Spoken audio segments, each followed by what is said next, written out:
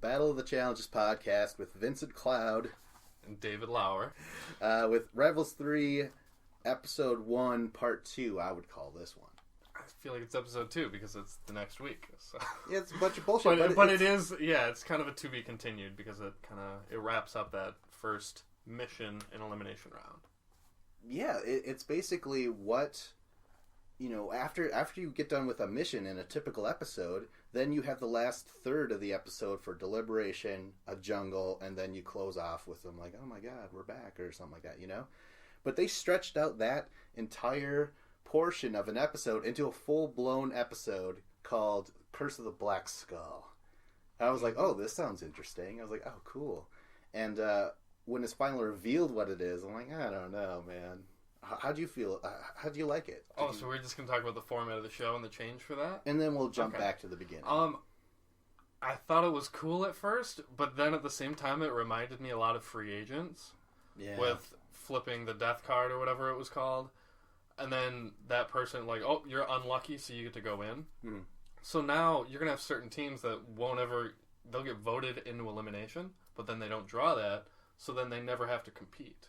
Right. There's going to be a team like that'll move along in this season. And just not every really have to time they'll compete. be lucky, you think? Yeah. I mean, that's happened with certain people.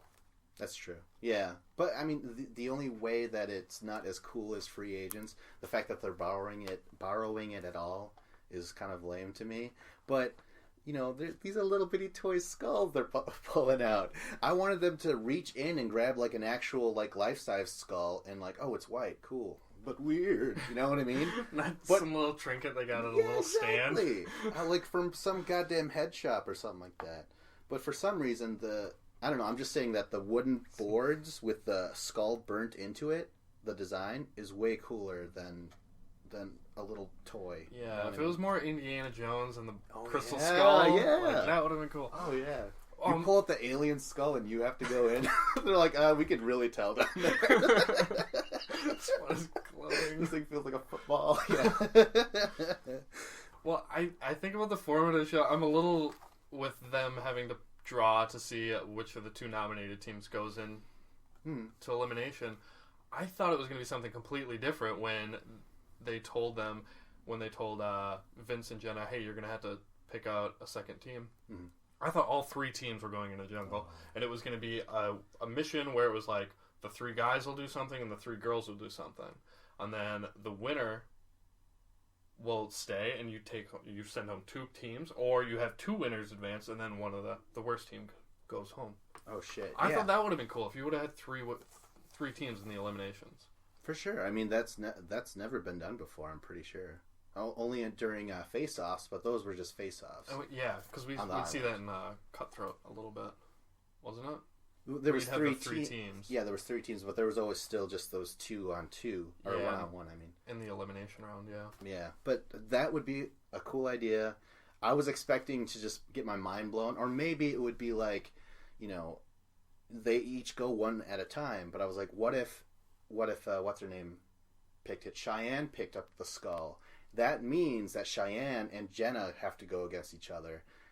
You know what I mean? Yeah, where it's just half of the team competing. Yeah, I mean, that would have been awful. But, like, yeah, I hate it when it's that. We didn't learn shit from Bloodlines, you know what I mean? Yeah, just having one of the two people compete is never good. You want it to be 2-on-2. Yeah. So I did like that, but it should have been, like, three teams. That would have been fun. Yeah, that would have been cool. That would have been different. But what happens is just kind of like, I don't know. I was underwhelmed. I was just like, all this build up, an entire episode leading up to the Curse of the Black Skull. I was really curious what this curse was going to be and what the Black Skull was going to be. Yeah, and another reason that it kind of stunk was the fact that the team that went in, Devin and Cheyenne, they weren't the team nominated. It was Brandon and Bree. Yeah, it was kind of thrown at Vince and Jenna as a surprise, and they're like, I don't know, more Are You the One? Yawn. Like, that's the whole, like, Are You the One is just fodder. It's just kind of annoying, You just know that they're going to be the first ones out, and then they'll keep a little layup, as Jenna now refers to them as. The tables have turned. Yeah. The tables have turned. That was awesome. Well, okay, let's go at this chronologically, because there's nothing to talk about except for the actual elimination. It's all build-up. and not even proper build. Whatever, man. Let's get to the beginning of it. So, well, first of all, there's no the opening. There's no clips of the show. It's just a bunch of skull designs and shit. Did you notice that? That's true. That's the opening. I'm just Yeah, like, what is this? I didn't realize that until right now. They didn't show like all the pairings. No. The production hasn't gotten around to that yet? Or No, that's the opening. There's this little design that lasts like 2 seconds, and all it says is Rivals 3, and that's it. That's the opening.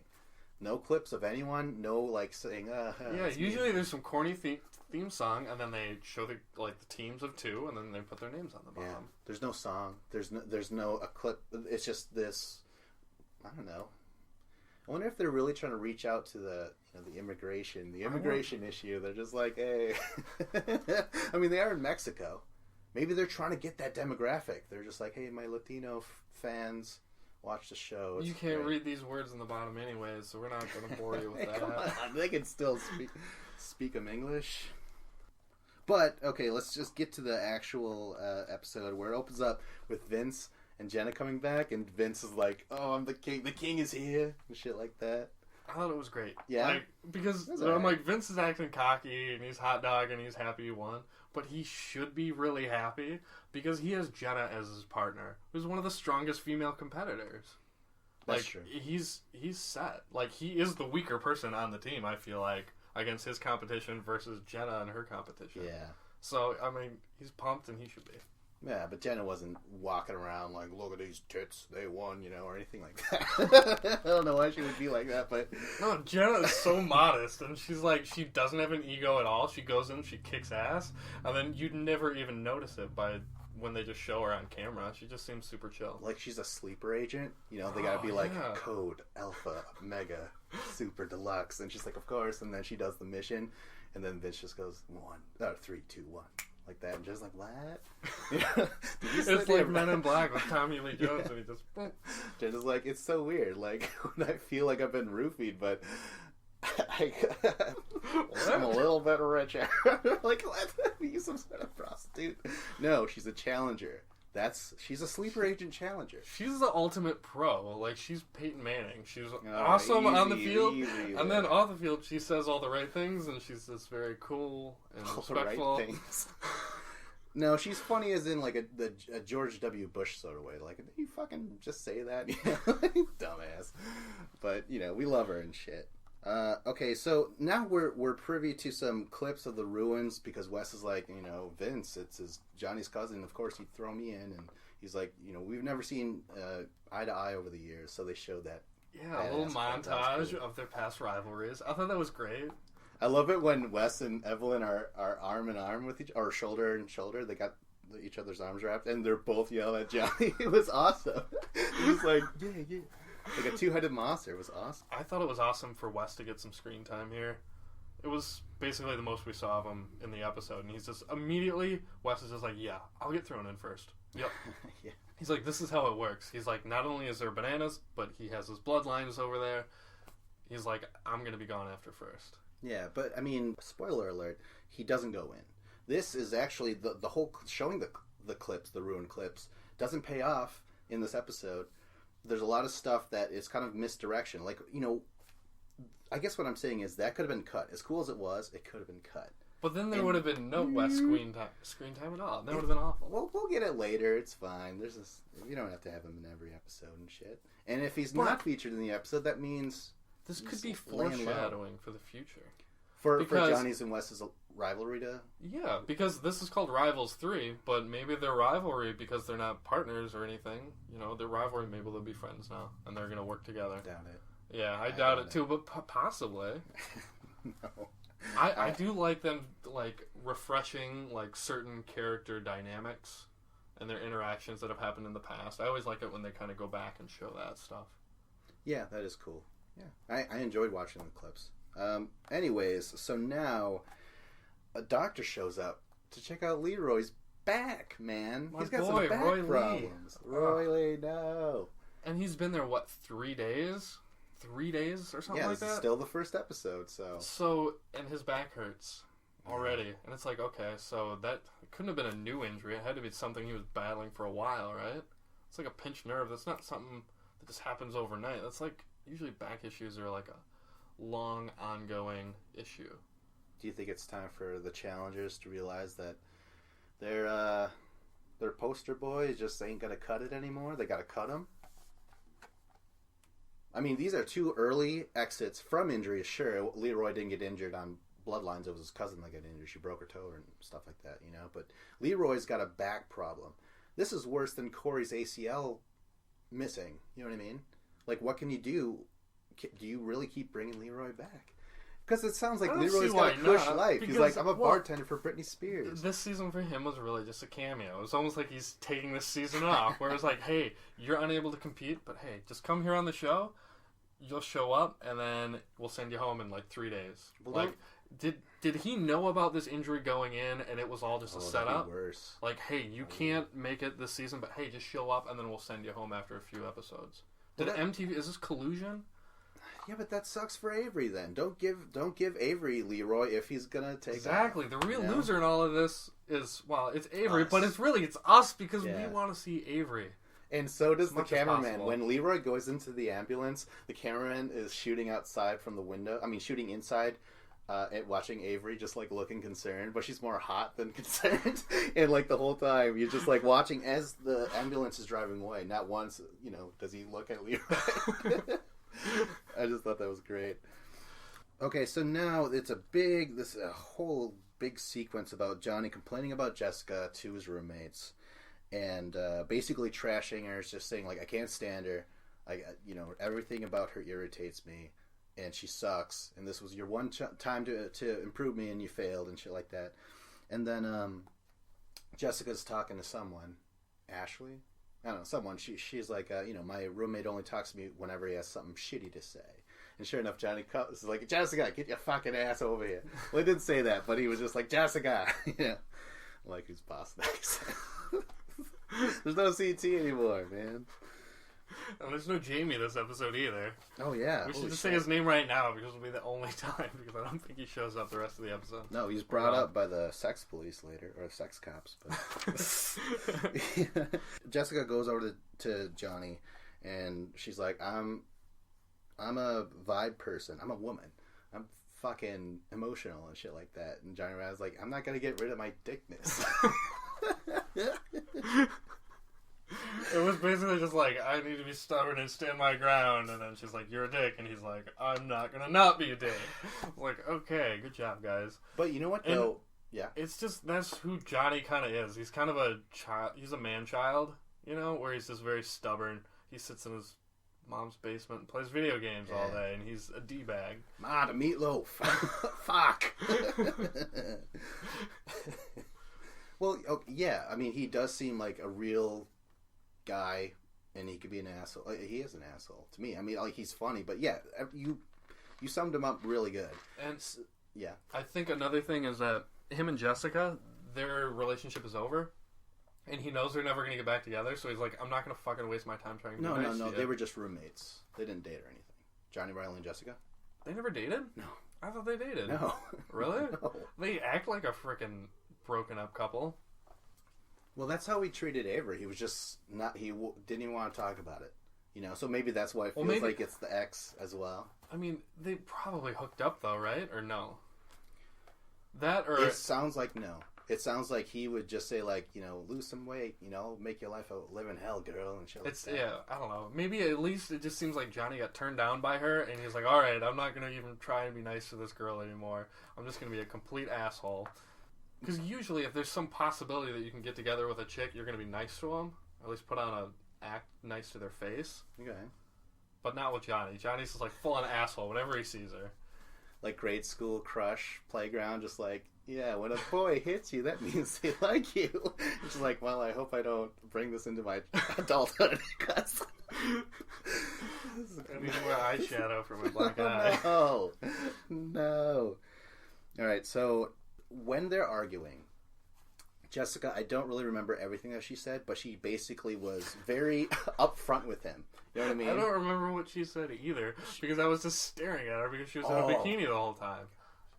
Yeah, she's freaking super hot. Like, she is. Dude, bro, like, whoa. So I was just staring at her, and then she's talking or something, but I don't even remember what was happening.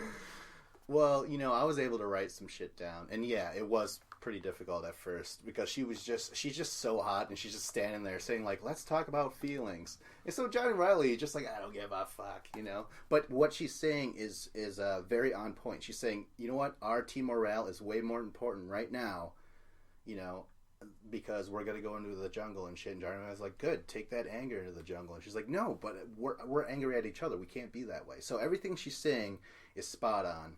But, she's half naked and Johnny Riley doesn't give a fuck.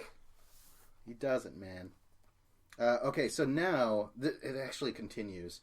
Later on, Johnny is in the gym with the three chicks, yeah. Camilla, Jenna, and Kellyanne working out, which is fucking amazing.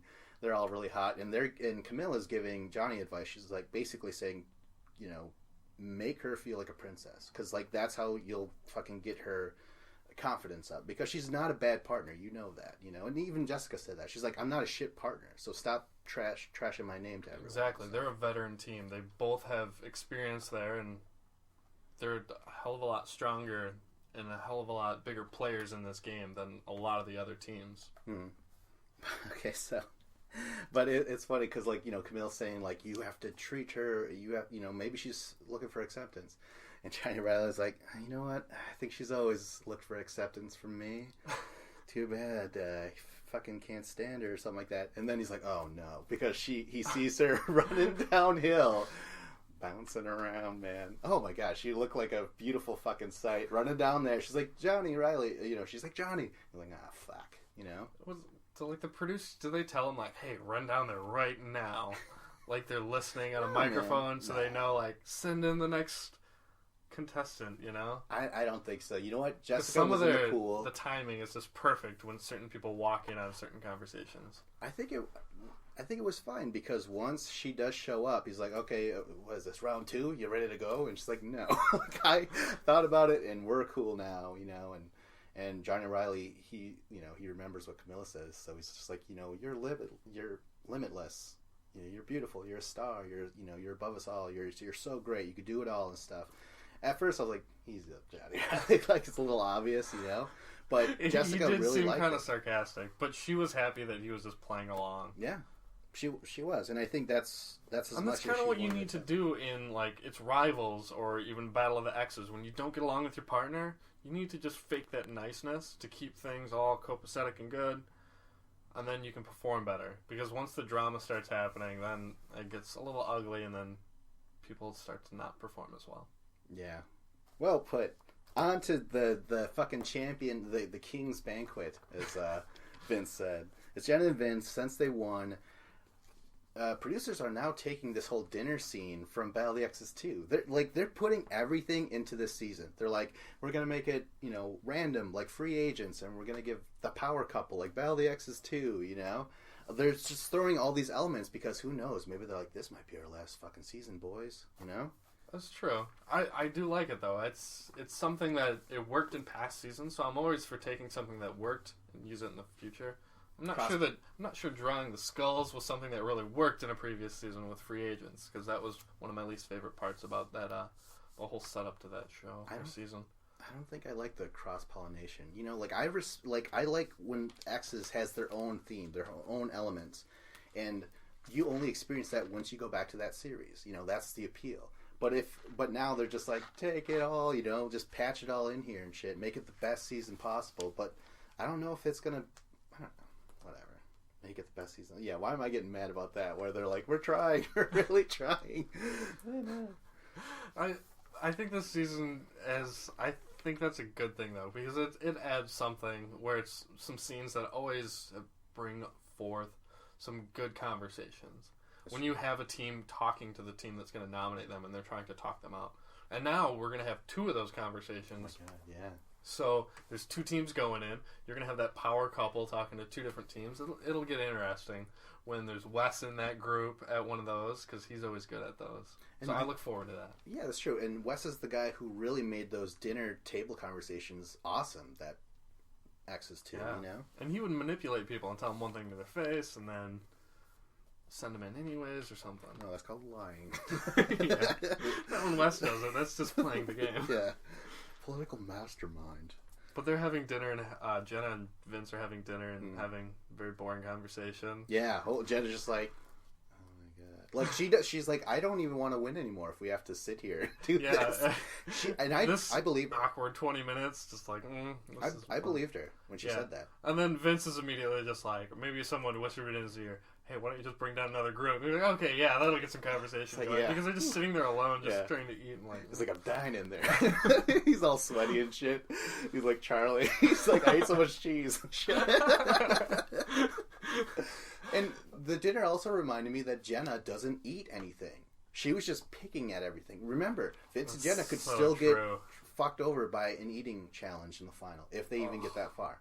So it's like, we always have to remember that's her one thing. That's her Achilles heel. She did swallow the sausages really well, though. She did. While winking in the camera. I was like, well, very suggestive, Jenna. So she did good at that. But wasn't it Brie that really was... Brianna? Wasn't it her that she was really bad? She ate more than Jenna. Oh, that's right. Yeah, Jenna was picking at it again, but... That sucks. I'm just going to forget about that. Put that out of my head, because I like Jenna. She can do no wrong. All right. So, yeah, they finally bring in... At first, they bring in... Who they bring in? Nate and Christina. Yeah, Nate and Christina. And Nate, the guy who didn't jump out of the plane. Yeah. And Christina, the chick who banged Tony in her one episode last year. Yeah. She wears that shit like a badge of honor. Actually, she didn't even bring it up. That they haven't even interacted at all. Yeah, that's probably a good thing. Just keep them apart. Well, yeah, I'm sure I could see them having some kind of interaction later. And I'm okay. You don't need to, like, foreshadow them. Like, if something comes up, then show me it then. So, anyways, they're assuming they're going to go in. Vince is like... what I love about this delivery is Vince is there. He's like, I'm power, I'm the king. And he's about to, like, say something smart or whatever, but no, he's like, it's not you guys. You're not going in. He's like, it's so anticlimactic. It was like, Vince, I'm like, play it off like you're going to send him in. Be like, all right, tell me why we shouldn't send you in. And make them give some sob stories, you know? Yeah. And then be like, all right, you talked me into it. But he couldn't do it. He was just like, I don't have the, the presence Just to pull ask off them this a scene. question, Vince. Come on. He was like, Jen and I, we don't have screen chemistry. Like, I am no Leo right now. It's not you guys, but Christina, she cries like happy. She's just like, oh my god, thank God, and Nate, he didn't cry yet. Yeah, which is surprising. Real man saves it in and cries in a dojo. The manliest place. The manliest place to cry. Oh man. Anyways, when they leave, Jenna says that's who she calls layups. It was great. Yeah. Mm-hmm. So, that was a fantastic scene. Now, Vince and Jenna, they have Brandon and Brianna, right? Just Brie. Or is it Brianna? It's Brandon Sometimes, and Brianna. but people only say Brie to her face, but then her name is Brianna. Yeah. And you know what? Brianna in my heart, back. There's only one Brianna, and that was Jenna and Brianna. That's true. So we call her Brie? Yeah. I feel like she needs to just be Brie. Because Brianna's Jenna and Brianna. I like Brianna. I wish she would have came back. She's hot. Yeah. Old Brianna was nice too. I liked her. I miss her actually. But anyways, Vince asked Jenna. He's like, "So, what are you actually considering?" And Jenna's like, "Well, I think it was Riley that said he's okay going against Brandon, or something. I think that's how it went." And Vince is like, "Well, good. That's the direction I was going." So I like the fact that Vince really did ask Jenna for her opinion and kind of went with it. I expected him just to be a little bit more douchier, but yeah, showed good teamwork. They're getting along. So next, Vince has Brandon and Brianna show up then, and again, there's no dressing it up. He's just like, listen, we just want to tell you you're going in. Nothing asshole-ish or anything. Quite the opposite of when he arrived in the beginning of the episode, like it's the king and shit. Right now, he's just like, you're going in. I just want you to know that. So, and it was very reminiscent of a team first week where they're like, well, we don't want to ruffle any feathers, as Wes would say, and then Bananas would later say. So it was just like, okay, yeah, we're sending it out. Are you the one team? And they're like, but somehow Nate and Christina, they're the layup, but Brandon and Brie, are they not layups as well? I mean, first of all, Nate didn't jump the airplane, and Christina's a tiny chick. They are both the tiniest pair there, and they're already the ones. Yeah, so. They're both a very weak team. But I feel like Brandon and Brie, they're newbies too. Like, they're a weak team. I feel like both those teams are layups. Yeah. Shouldn't they have, like, you're going against Johnny and Jessica, veterans, that are going to perform well, you would have to assume. Why not stick in a stronger team? But, I mean, if they're going to go Are You the One, which I'm not shocked at all that they're doing it, their alternative could have been Devin and Cheyenne. And I think, out of all the Are You the Ones that in the new groups, Brandon and Brianna are the strongest of the new. At least they look proportional to each other, you know? Especially those titties. Brianna is fucking hot, man. Oh my god. Yeah, I'm so glad she's here. It's great. Yeah, we'll see how long though. Oh god. Anyways, Brandon and Brianna, they take off. Jenna, she points and she's like, I liked her. You know? And Vince is like, well, okay. And she's like, I don't like the Brandon guy. And Vince is like, fair enough. So, I don't know. That was their exchange. That was their big scene.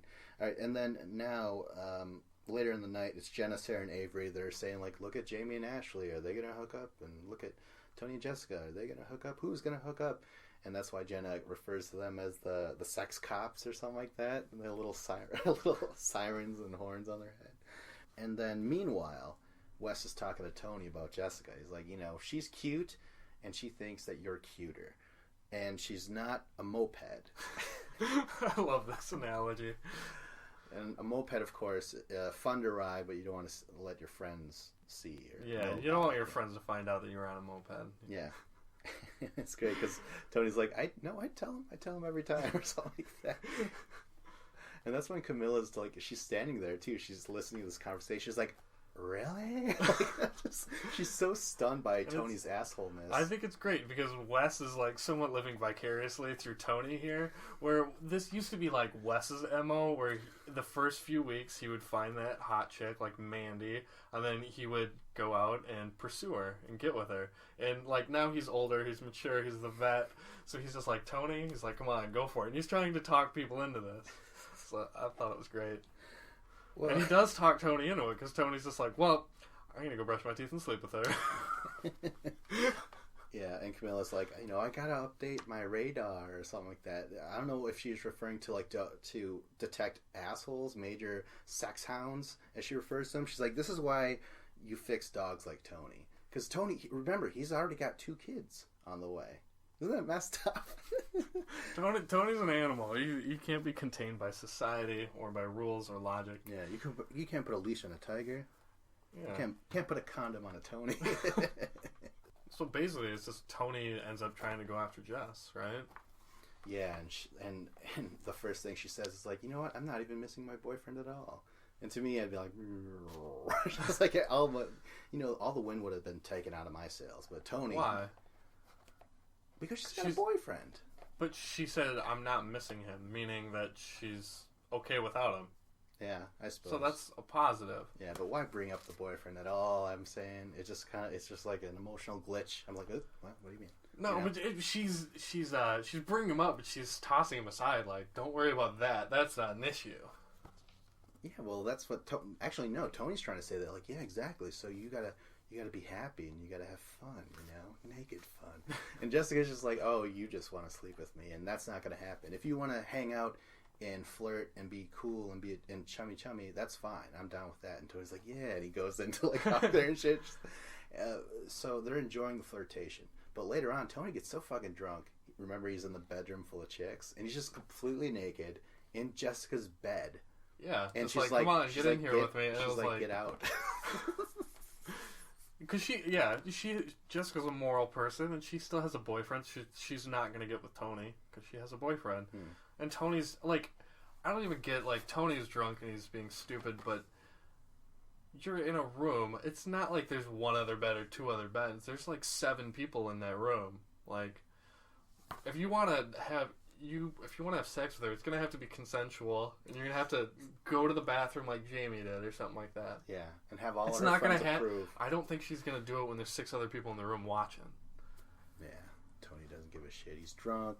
He sees 12 people, man. Yeah, he's going to do it in front of the cameras. He doesn't give a shit. Yeah, he doesn't give a fuck, man. Tony's just like, alright, let's make this a full-on porno.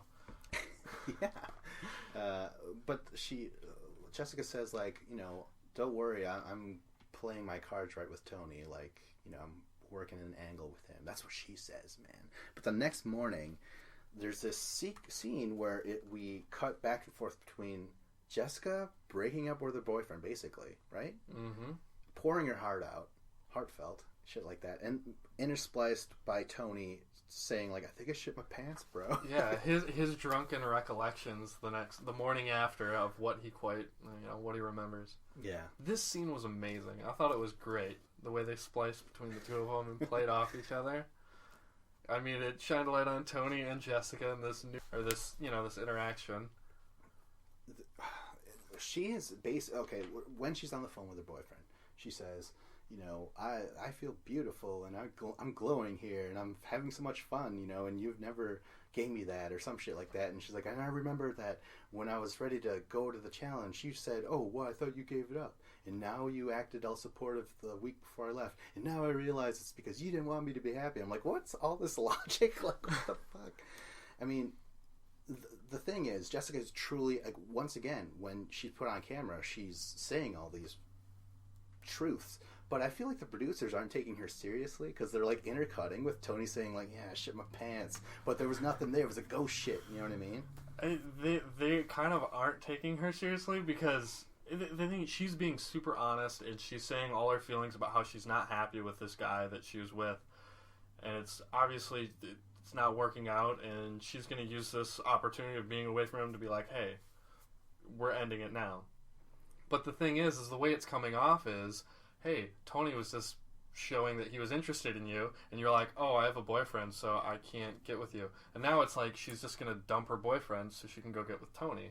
And Tony, the apple of her eye, is over there talking about whether he shit his pants the night before. And it's like, really, Jessica? It's like, it's good that you're breaking up with your boyfriend, but don't break up with your boyfriend and get right with Tony. Like, this guy he's Tony.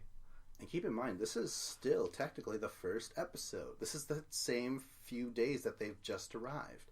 It really harkens back to Battle of the Seasons when Janae, she called her boyfriend, remember? She's like, "I just met, Zach, and he's huge, and he's, this is over." And the boyfriend's like, "Oh, God, no.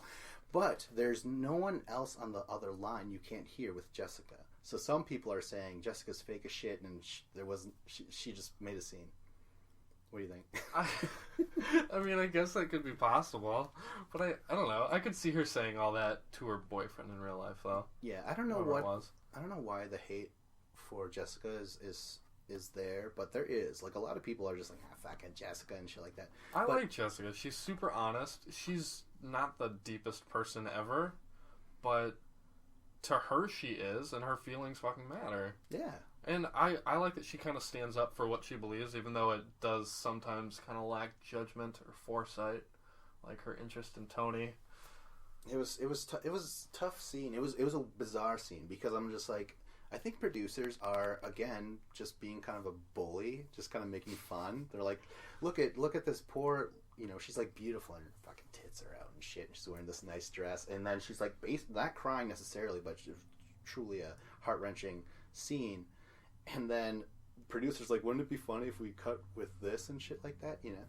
I mean, but genius, it was such a great bully. Yeah, it kind of demeaned her and kind of put her in her place. Mm. Which, yeah, if you're a fan of her, like, but there was the truth to it though, so it worked. It was a great sequence. I loved it. All right, so now it's called nominations. I think this is deliberations. They call it nominations this time, which is cool. I don't mind that. But TJ's like, first things first, Leroy. All the doctors said you can't perform anymore, so you're out of here. Avery's out of here. What'd you think about it? Me personally, I'm just like, if it's a back problem, like we said in the beginning of the episode, retire him, cut him. It's not something that he can't come back from. Of course he can come back from it. Yeah, he'll be fine. You don't think he's gonna have future back problems? No, I mean, a pinched nerves. I mean, it's something that he can work out and recover from in 4 to 6 weeks. I'm sure. All right. He doesn't need to go into retirement. Peyton Manning had neck surgery and he came back and he won a Super Bowl. Or his team won a Super Bowl. I don't know if he did. But Leroy, at the beginning of the episode when he's calling up the doctors, the first thing I'm thinking is like, Leroy, do not end up going home, because that means Avery is leaving us and I'm going to be so pissed if she leaves. And that's exactly what happened. And it's stupid to me because Leroy, like, if he was fine, then don't call the doctors over. Don't, because if they're going to come in and check on you and you're making a big stink about it, of course there's a possibility of you getting sent home. Well, he did say it was really, he's like, I'd have to go through a lot of pain in order to finally call the doctors, which he did. So whatever it was, it really did fuck him up. He wasn't, he called him. I feel like he was probably hurt before this challenge, and he shouldn't even showed up, because it was a waste of time. So during the twist, they vote in, they have Johnny, Riley, and Jessica ready to go up, and then Vince and Jenna finally announce that it's Brendan and Brianna going against, and then TJ's like, no, I got you to do it, you gotta choose another team, and stuff like that. Little twisty twist. Who else are you gonna nominate? And Vince is just like, what? Yeah. And then Jenna just has a blank stare on her face, like she doesn't know what's happening, and wishes Jay was there to explain what's happening. I think that's her O face. I just thought it was what are these feelings? Tingly. But it was just a look of complete blankness, and I thought it was funny that like Vince is like, what? And he really sold it, and then Jenna was just like, huh? What? Yeah. We have to nominate another team? I don't know what that means. But you know what? What they do is just the traditional route. Another Are You the One? They pick Devin and Cheyenne. I don't know. It's just the problem with having Are You the One people. They are always going to go first. So there's a very little surprise in the beginning of the seasons, typically. Yeah. They're the fresh meat. They're the rookies. Well, that kind of happens every season, though. We do see that every season where the newbies always get sent in. So right away, Brianna's just like, what the crap? She gets suspicious. She's talking to Christina, another Are You the One chick. And she's like, so what's up with Nate? He's been really weird. And, I think she's trying to imply that they might have some sort of alliance with Vince and Jenna, which they do, right? So already the Are You the One alliance is cracking because Brianna's like, yeah, you and Nate, you guys did something or whatever. So right when she's saying Nate's fake as shit, Nate happens to be walking by. He hears it. He starts to like cry and shit, sniffle up. He leaves again to the dojo, lets it rain, Yeah, and this is why we don't like. Another reason why we don't like the Are You the One people is guys like Nate. Like, he's such a pussy. He won't jump out of the plane. Like, he won't take any risks like that because he's too scared. Now he hears someone talking behind his back and he's a ball of tears. And it's like, he's got all these tattoos on his arms. But it's like, well, they don't really make him seem that tough when he's crying like a little baby. Like, this is why I hate the Are You the One guys, because most of them all suck. Yeah. Like, Tony, he's super annoying, but hell, at least he's not a baby.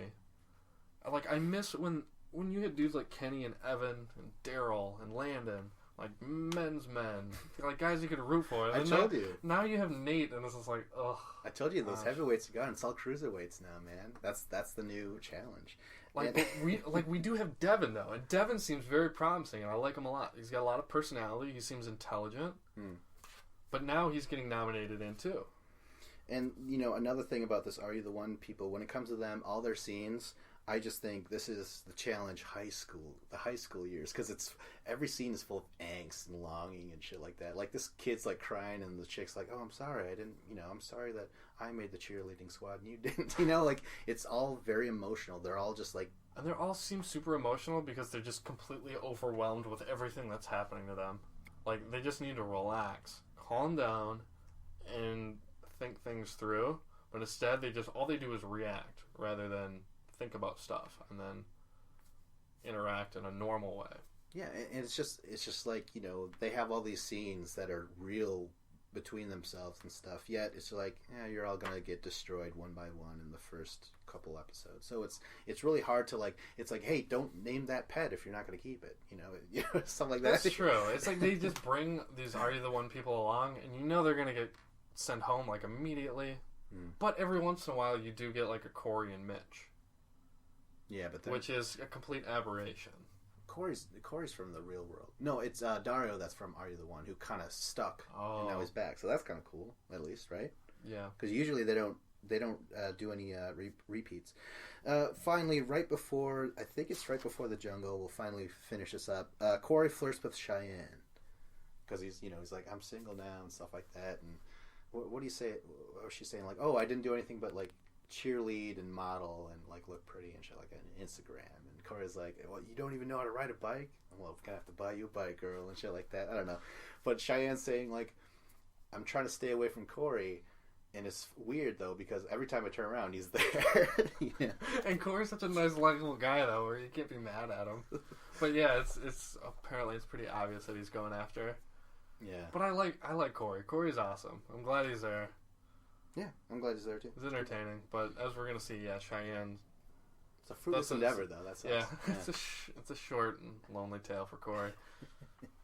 Okay, so finally, the jungle.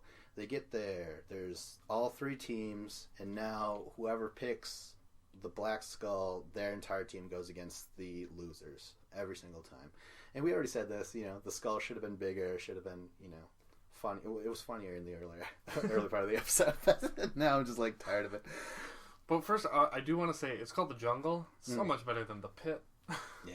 The armpit, the stinky pit. Yeah. Now we're in the jungle. I love that sounds cool. Sounds right. So first, Bree comes up and is going to pick out the skull. She gets the white one, so she's safe. Yeah. Real safe. And then Cheyenne comes up. White skull. Yeah. She's safe. safe. Oh, this is bullshit. White skull. No, she didn't say that at all. And then Brandon, he comes up and he picks a white skull again, leaving only one in there. So that way, Devin is going to pick the black skull. And it's so that means Devin and Cheyenne, they're going to be going in. And they weren't even the team to be first nominated. Yeah, that sucks. And now they ended up in there. And everyone's completely shocked, other than Devin, who apparently saw this coming. Oh, yeah. Well, he was saying that before. When, I don't know. But it was an entertaining little segment where he just kind of showed off being how funny and smart he can kind of be. Yeah, I mean... he was an entertaining guy, unlike guys like Nate and Brandon, who seem to have no personality or crappy ones. So, I was completely rooting for Devin and Cheyenne. 100%. Yeah? Going into this. Just because I'm I like Devin. He seems cool. Cheyenne, I don't really like her, but I don't dislike her. She's kind of, she's there. She's alright. I'm pretty neutral on her. Yeah. But, I like Devin a lot. I want him to stay. And Johnny, I like Johnny. I like Jessica a lot more than I like Johnny. Yeah. Because Jessica's nice to look at. But Johnny, he's kind of a douchebag. And if they went home, I'm not going to cry over it. I would have cried in terms of why show all that team building stuff if they're just going to lose? You know what I mean? Because they didn't have any of that shit between Devin and Cheyenne.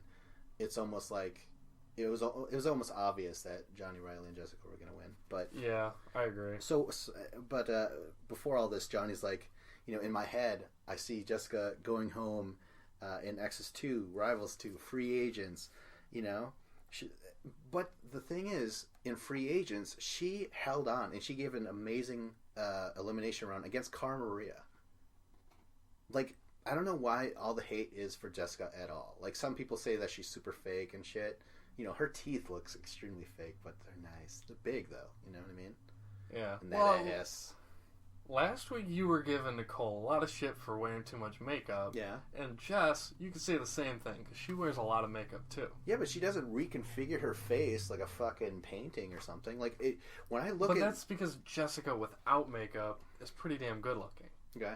Nicole without makeup, she's kind of ugly. No, actually, you know what? No, I think she's fine without her lack of eyebrows is very disturbing. Yeah, but that shit can go back unless she's fucking Whoopi Goldberg or something. It's beyond repair. Once they completely pluck them that down, it's alopecia. Right? Well, she could always just draw them on some sort of. Well, that's what she does do. But no, they're like hair, and she just glues them on. That's what she said. Well, yeah, that'd probably take less time than actually painting them on. She has the rest of her face to paint, anyways. I think she should just paint them on, fucking some cholo,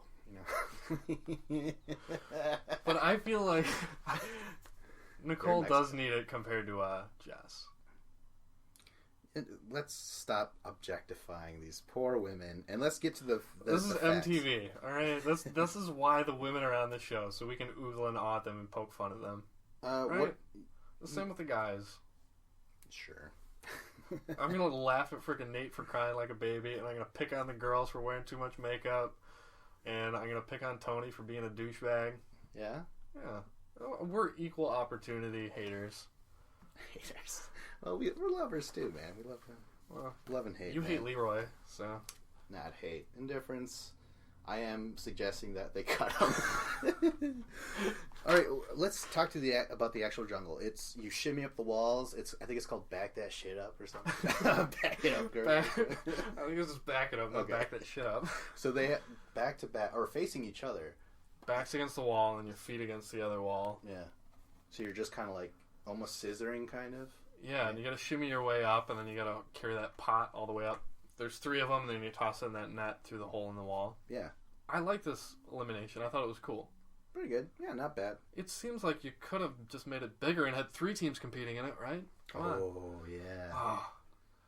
That would have been only good. 2 teams. Yeah.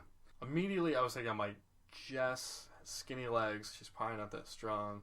And I'm Jessica's got big legs. She got big thighs. Does she? Oh, yeah. I feel like I feel like she's thin and long. Or at least longer than Cheyenne. Because Cheyenne is kind of shorter. Yeah, oh, yeah. So. Yeah. That sucks. I mean, that's another thing. Like, if you're just short, the producer's like, who the fuck cares? Yeah, because in a lot of competitions, it helps having long legs.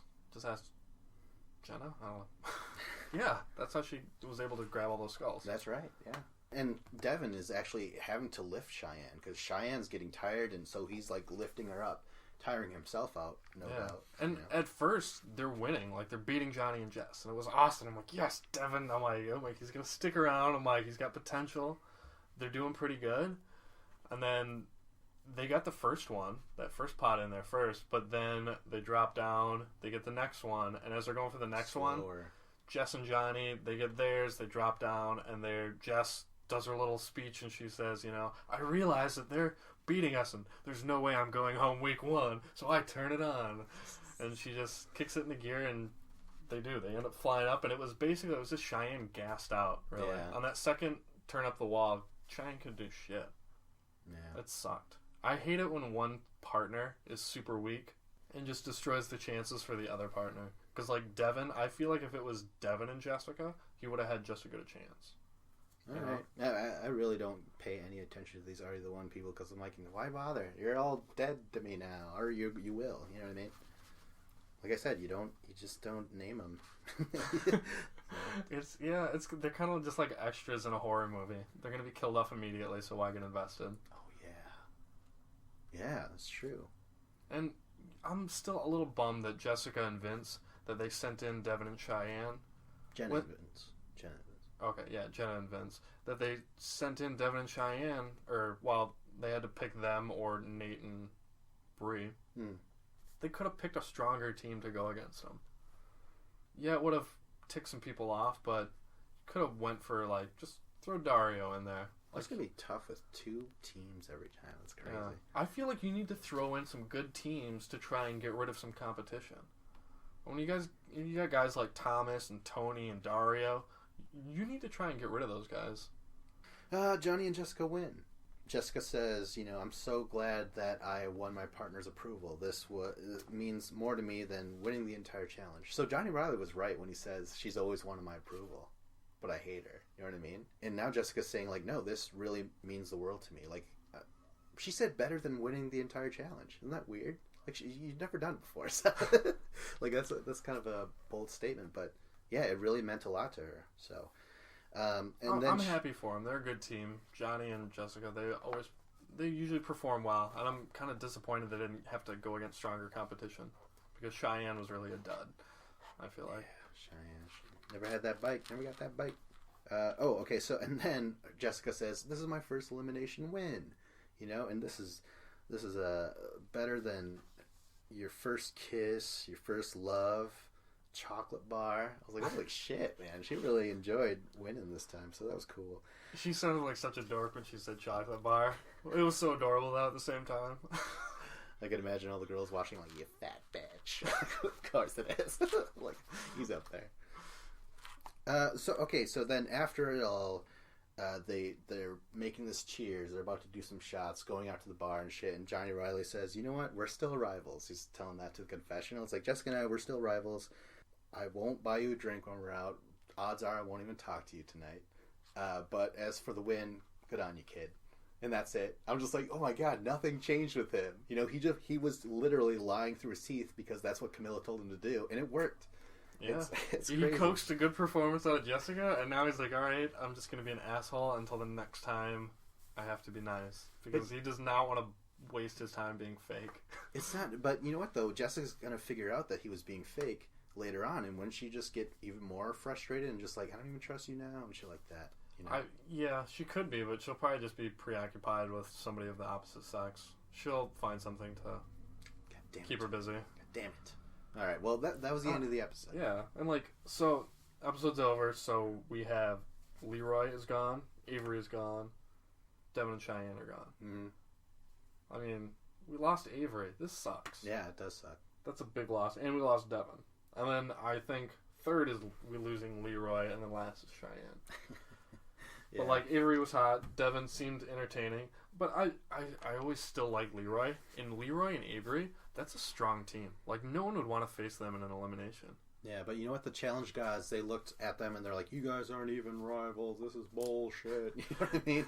And so yeah, that's why they're out. I think it was by the challenge gods' will. Yeah.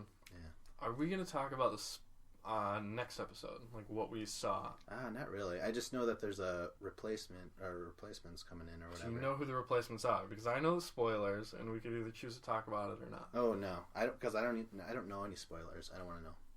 Oh, I really want to tell you though. Maybe not. Oh, I don't know. Like, what do you mean? Are you saying who comes in? Yeah. Like I know who the team is.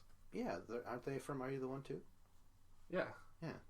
Exactly. They're nobodies. That's newsworthy to me. Where they're just setting it up like, ooh, there's a replacement team, and everyone's like, and I was like, we don't even know them. They're just another layup team. Wouldn't it be great if it was Abram again? See, that's what was good about Bloodlines. At least we got Abram. It was like, oh, somebody we know. But if it's just gonna be the replacements are legit, like they're the replacements. They're a bunch of nobodies, just like the movie with Keanu Reeves. Yeah, man. He's just a nobody, and he's going to take over to play quarterback in the NFL. It's like, they're bringing him on the show. It's like, you're no Abram. Yeah. I don't even know the guy's name or the girl's name. It's still hard to believe that Abram was a replacement. He wasn't there to begin with. You know, that's like listening to a band's song, and you're like, what? This wasn't on the album? You stupid motherfuckers. Like, you know, this could have been a #1 hit and shit like that. But, yeah. Well, anyways, that's Abram. And this is Battle of the Challenges podcast with Vince and Cloud. And remember to like, subscribe, comment. And this is a weekly podcast, so just tune in every time. Every time. And we're also having Rivals 1 Season 21 being put out at the same time with Scott Allwood. What do you mean? I don't do that. I didn't want you to hear it this Wait, you way, podcast with somebody else? God, You've been podcast cheating on me? No, Dave. No. Ow! What the fuck? Ow! How dare you? Oh. How dare you? All right, fine. I'll just hear tell nothing people. of this. I will thumbs down every video. Okay, fine. I walked into a door knob, people. That's why, right? Right, Dave? No! Ah! Jesus Christ! Oh, you won't speak until you're spoken to. All right? Oh, You'll that know was your right on role the and leg. shut your mouth. That was right on the leg. What a weird place to punch someone. Punch wherever the hell I damn well want to. Okay. All right. Well. So you'll thumbs down this video. You'll comment your dislike and disapproval for it, or at least the Rivals 1. Yeah. So this is that it? That's it. This is that David it? Lauer. Vincent Cloud. Ow! God damn it!